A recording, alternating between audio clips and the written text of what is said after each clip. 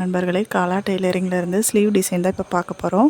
Sari கிளாத்லேயும் blouse கிளாத்லேயும் வந்து நம்ம நீளமாக ஒரு கிளாத் எடுத்துகிட்டு அகலம் வந்து 1 இன்ச்சுக்கு தான் இருக்கணும். 2 கிளாத்துமே அது ரெண்டையும் வந்து 2 கார்னரையும் ஜாயின் பண்ணிவிட்டு நம்ம ரோப் திருப்போம் இல்லையா, அந்த மாதிரி திருப்பிட்டு 3 இன்ச்சுக்கு வந்து கட் பண்ணிவிட்டு ஒரு 3 இன்ச்சு பேப்பரில் வந்து அகலத்தில் நீளம் ஒரு நம்ம ஸ்லீவுக்கு தகுந்த மாதிரி நீளம் எடுத்துகிட்டு அதில் வந்து சென்டரில் நம்ம ஸ்டிச் பண்ணி எடுத்துக்கணும்.